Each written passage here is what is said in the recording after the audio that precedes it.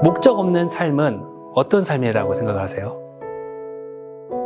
목적이 없고 내가 지금 달려가는 그것의 끝을 알 수 없기 때문에 불안하고요, 공허합니다.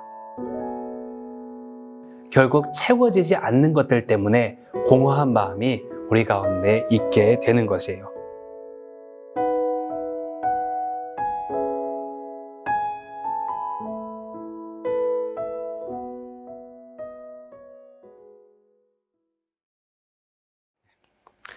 네, 만나서 반갑습니다. 네. 오늘은 한 번뿐인 이 땅에서의 인생 어떻게 살 것인가 라는 그런 제목으로 함께 이야기를 나눠보고자 합니다. 세상에 77억 명의 사람이 있다고 하죠, 전 세계에. 근데 나와 똑같은 사람은 한 명도 없는 것 같아요. 어떤 사람은 굉장히 성격이 급하고 또 어떤 사람은 성격이 굉장히 느긋하고, 작은 것으로 화를 잘 내는 사람이 있는가 하면 굉장히 온유한 사람도 있는 것 같습니다. 제가 이런 질문을 한번 해보려고 해요. 너무나도 추운 겨울이라고 생각을 해보세요. 내가 있는 이곳에서 호수를 건너서 저쪽까지 건너가야 되는데, 어떤 사람은 꽝꽝 언 그 호수를 걸어서 지나가는 사람이 있는가 하면 꽝꽝 얼었음에도 불구하고 돌아가는 사람이 있어요. 우리 성도님 같은 경우에는 어떤 결정을 하실 것 같아요? 저는 조금 겁이 많아서요. 돌아서 안전하게 갈 것 같아요. 혹시나 가다가 얼음이 깨질까 봐 겁이 나서. 네. 근데 우리가 잘 알고 있다시피 내 성격이 이래서, 내 결정이 이래서 꽝꽝 얼었기 때문에 난 거기를 걸어간다 라고 하다가도 빠질 수가 있고요. 또 꽝꽝 얼어서 안전하다고 해도 마음속에서 이건 나는 겁이 많아서 못하겠어, 우리 성도님처럼요. 그렇게 돌아가는 사람도 있는 것 같습니다. 이 말은 무슨 말이냐면, 내가 얼어있는 호수에 빠지고 안 빠지고는 내 어떠한 확신과 열심과는 무관하다라는 것을 이야기해주는 말이라고 할 수 있습니다.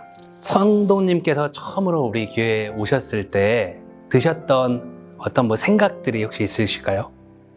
일단 처음이다 보니까요. 내가 시간을 잘 내서 예배를 잘 드릴 수 있을까? 이런 생각을 했던 것 같아요. 많은 분들이 그런 생각을 하세요. 내가 교회라는 곳에 발을 디디고 교회에서 여러 가지 예배들이 있는데 내가 어떤 예배를 올 것이고 얼마나 시간을 보낼 것인가 라는 그런 생각들을 하게 되는데, 신앙생활을 하면서 반드시 정립해야 되는 그런 것들이 있습니다. 그건 다름이 아니라 내가 지금 누구를 믿으려고 하는가 라는 것에 대한 확실한 대답을 할 수 있어야 된다는 거예요. 참 그리스도인들은요, 교회에 와서 예배드리고 훈련받고 봉사하고 교제하는 것, 이런 것들을 종교 생활한다라고 이야기하지 않고 신앙 생활을 한다라고 말하는 것을 보면 우리는 잘 알 수 있습니다. 제가 질문을 한번 해보도록 할게요. 우리 성도님은 지금까지 무엇을 위해서 사셨습니까? 가족들을 위해서 산 것 같고요. 특별히 자녀들이 이제 잘 되도록 교육이나 이런 거를 위해서 살았던 것 같아요. 자녀를 위해서, 가족을 위해서 살았다고 말씀하셨는데, 그러면 조금 더 구체적으로 질문을 들어가 보기를 원하는데, 혹시 내가 자녀를 위해 살았다, 가족을 위해 살았다라고 이야기하시는데 그것이 우리 성도님을 구원할 만큼 온전하고 위대한 것이라고 생각하세요? 네, 아니죠. 저는 성도님이 신앙생활을 시작하면서 방향이 확실하고 목표가 확실한 그런 건강한 신앙생활을 하기를 바라요. 혹시 세계관이라는 단어 들어보셨어요? 가치관 이런 거 아닌가요? 네. 세계관은요, 이런 뜻을 가지고 있습니다. 어떤 지식이나 경험, 그러한 것들을 가지고 근본적으로 인식하는 틀, 방식이라는 뜻을 가지고 있어요. 한마디로 이야기하면 내가 세상을 보는 관점이라고 할 수 있습니다. 내가 선택했던 것들, 경험한 것들, 그러한 것들의 일정한 가치가 형성되면서 세계관이 형성됩니다. 반복되는 경험 속에서 나는 이런 사람이야, 나는 이런 결정을 해 라고 자신에 대해서 이야기할 수 있는 것, 세상을 보는 특별한 관점, 이것이 바로 세계관입니다. 성도님에게 혹시 그런 관점이 있으세요? 나는 이런 일은 나는 확실하게 하는 게 있어 라는 것. 네, 저는 이제 부모님께서 어렸을 때부터 어려운 이웃들, 그런 약자들 이런 사람들을 많이 도와주라고 이렇게 많이 교육을 받아서 지금도 지하철 타고 갈 때 이제 구걸하시는 분이랑 그런 분들 보면 꼭 도와주고 그런 거 있습니다. 제가 이 질문을 왜 하냐면 이제 세가족 교육을 시작하시면서 그런 경우들이 있는 것 같아요. 그냥 교회를 생각하면 아니면 어떤 교회 다니는 사람을 생각하면 그냥 막연하게 드는 부정적인 생각들이 있을 수 있거든요. 혹시 성도님이 그런 경험 있으세요? 교회 다니면 일단 되게 바르고 뭐 착해야 된다 이런 생각 때문에 그런 건지 모르겠는데 친구들 중에 교회 다니는데 이제 더 욕심 많고 이기적이고 이제 그런 것들이 네. 참 안타까운 일이네요. 네. 혹시 그러한 경험들이 온전하고 보편적이다라고 생각하세요? 네, 그건 아니죠. 자, 그러면 제가 성경의 말씀에 대해서 몇 가지 이야기를 해드리려고 하는데 지금까지 갖고 있었던 교회에 대한 성경에 대한 말씀에 대한 부정적인 생각들을 다 내려놓고 한번 제 이야기를 들어보시겠어요? 네, 좋습니다. 성경의 내용을 요약해서 체계화한 교리, 서유리 문답에 보면요. 사람의 목적에 대해서 이렇게 이야기를 해요. 사람의 주된 목적은 하나님을 영화롭게 하는 것과 영원토록 그분을 즐거워하는 것입니다. 누구에게나 목적이 있습니다.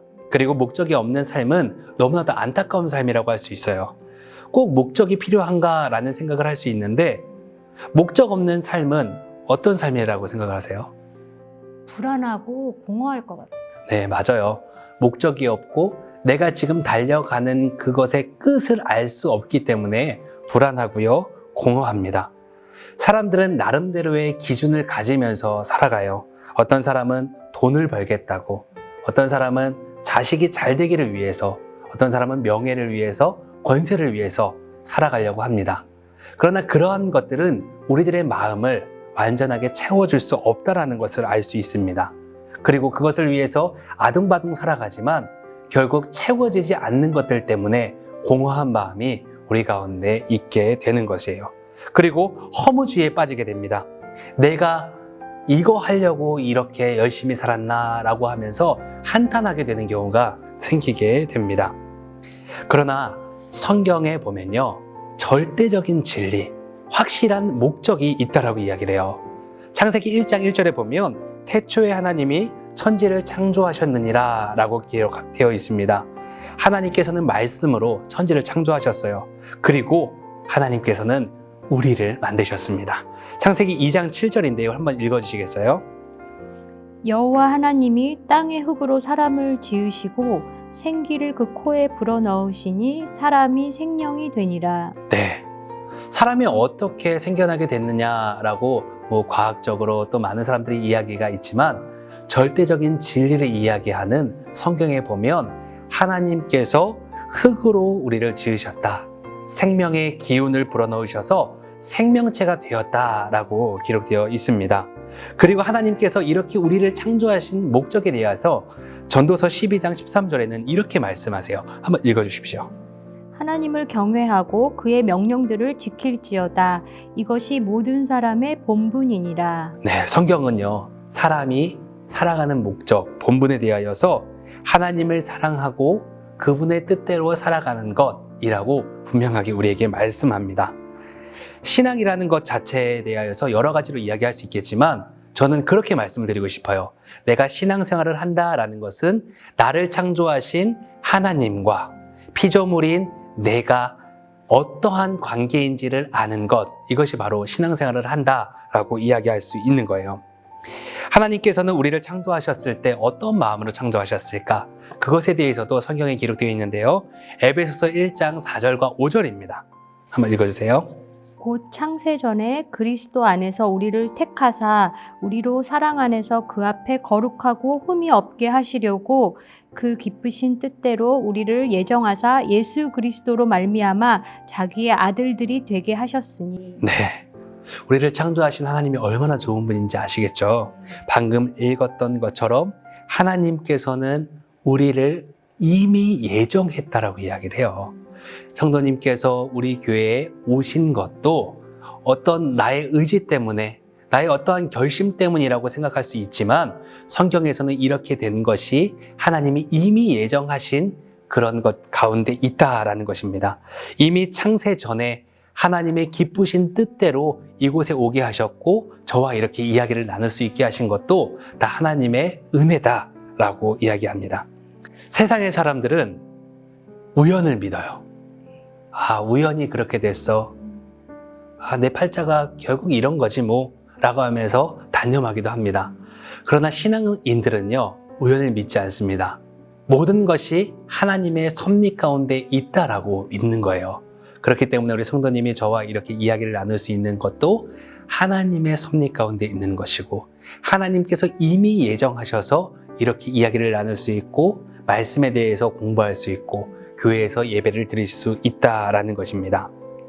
인생에 있어서 내가 왜 살아야 하는지, 무엇을 위해 살아야 하는지에 대한 해답, 삶의 목적을 발견하는 것처럼 중요한 게 또 있을까라는 생각이 듭니다. 오늘 이렇게 첫 번째 세가족 교육을 통해서 한 번뿐인 이 땅에서의 인생 어떻게 살 것인가 라는 주제로 이야기를 나눠봤는데, 사람의 제일 되는 목적은 하나님께 영광 돌리는 것이다, 하나님을 기쁘게 하는 것이다 라는 것이라고 이야기했습니다. 오해해서는 안 되는 게 있어요. 세상의 사람들에게 이런 이야기를 하면 그러면 뭐 학교도 다니지 말고 직장 생활도 하지 말고 그냥 하나님만 기쁘게 하고 예배만 드리는 일에 빠져야 되느냐라고 이야기할 수 있는데, 그런 이야기가 아닙니다. 여기서는 어떤 이야기냐면 궁극적으로 내가 무엇을 위해 살 것인지, 내가 무엇을 위해 일해야 하는지에 대한 정확한 정립이, 확실한 정리가 필요하다라는 겁니다. 목적이 확실한 사람은요, 삶에 활력이 넘칩니다. 내가 왜 살아야 하는지, 내가 무엇을 위해 살아야 하는지에 대해서 아는 사람은 힘들고 어렵지만 그것을 웃으며 넘어갈 수 있다라는 겁니다. 다시 한번 창세전에 우리 성도님을 택하시고 우리 교회에 오게 하시고 삶의 목적을 깨닫게 하신 하나님의 그 은혜에 날마다 감사하는 그런 은혜가 있기를 축복합니다. 네, 우리 기도하도록 하겠습니다. 하나님 아버지, 이렇게 세가족 교육을 함께 할 수 있게 하심에 감사합니다. 성경의 말씀처럼 하나님께서는 우리를 사랑하셔서 창세전에 예정하시고 또 이곳까지 인도해 주셨음을 믿음으로 고백하며 감사합니다. 우리의 삶을 통하여서 하나님께 영광 돌리는 삶을 살게 하시고 나그네와 같은 이 땅에서의 삶을 감사하며 담대하게 주님과 동행하며 나아갈 수 있도록 은혜를 더하여 주시옵소서. 예수님의 이름으로 기도드립니다. 아멘.